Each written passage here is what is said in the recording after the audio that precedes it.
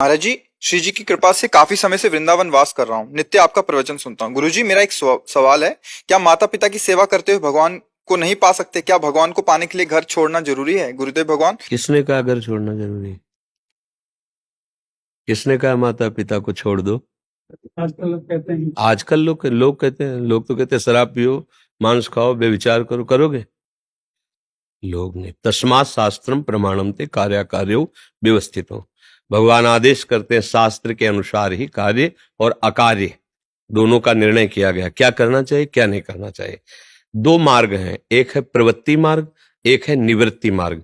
निवृत्ति मार्ग मतलब संन्यास मार्ग, बाबा जी का जैसा मार्ग। इस मार्ग में जब हम चलते हैं तो माता पिता के चरणों में प्रणाम करके उनसे अनुमति लेकर आजीवन के लिए उनसे ना मिलने का वैराग्य लेते हैं। जिस दिन से जन्मभूमि से निकले, खत्म। माता पिता भाई बंधु परिवार, अब हमारा भगवान के सिवा कोई नहीं। लौट कर आज तक नहीं गए। जिस रसोई में बचपन में खेलते हुए भोजन पाया और उससे निकले, आज तक उस रसोई में बैठकर कवल नहीं तोड़ा। जिस मां ने पालन पोषण किया, उसी के आशीर्वाद से निकले, वो पधारी क्या हुआ जीवन में नहीं देखा।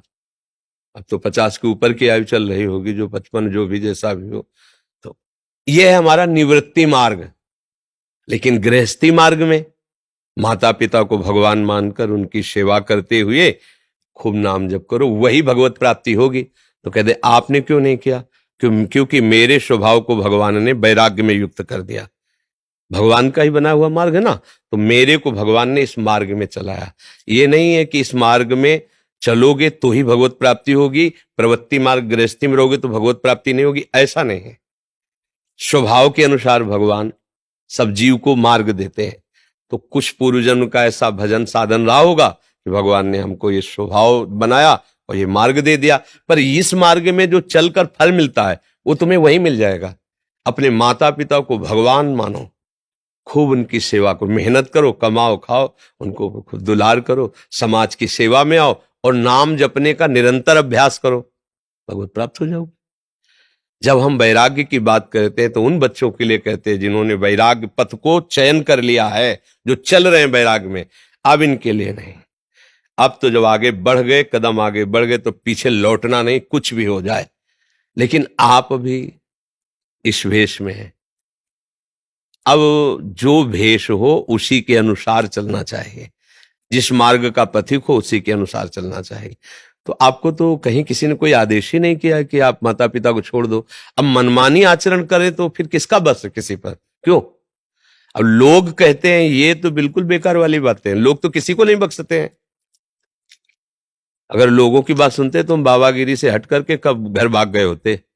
लोग तो ऐसे सामने कहते, अरे ऐसे कई महात्मा होते हैं तगड़े तंदुरुस्त। ऐसे जब हम लोग, अब तो मतलब रोगी शरीर है, वैसे जब 20-22 की अवस्था हो गंगा के किनारे, तो ऐसे देखने से जैसे आर्मी का शरीर होता है ना, एकदम फिट कसा हो, ऐसा शरीर एकदम 40-40 किलोमीटर चले ही जा रहे हैं।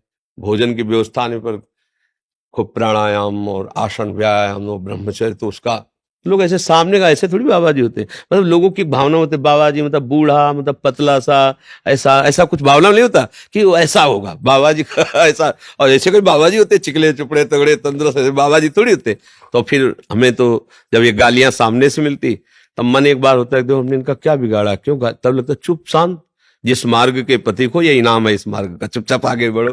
तो लोगों की कहने की बातें, तो फिर तो ना आप संसार के लायक रह जाओगे ना भगवान के लायक। कई बार हम सुनाया है कि एक आदमी अपने पिता के साथ जा रहा था घोड़े के साथ, तो उसने कहा पिताजी इसका बैठ जाओ आप, हम पैदल चल रहे हैं घोड़ा पकड़े से। कुछ लोग सामने खड़े थे, उन्होंने कहा यार लड़का पैदल चल रहा है तुम घोड़े में बैठे, तुम्हें शर्म नहीं आती? थोड़ा चले उतर गए, लड़के से कहा तुम बैठ जाओ। कुछ लोग खड़े थे, उन्होंने कहा यार तू जवान आदमी घोड़े पे चढ़ा, बूढ़ा पैदल चला, शर्म नहीं आती? तो उनका कहा पिताजी आप भी बैठ जाओ। दोनों बैठ गए। बोले हराम का ही मिला होगा घोड़ा इसीलिए चढ़े हो। दोनों उतर गए, दोनों उतर गए। बोले कितने बेवकूफ है, पैदल चल रहे घोड़ा खाली जा। अब वो क्या करे? अगर लोग की कहो तो वो क्या करे बेचारा, घोड़े वाला क्या करे?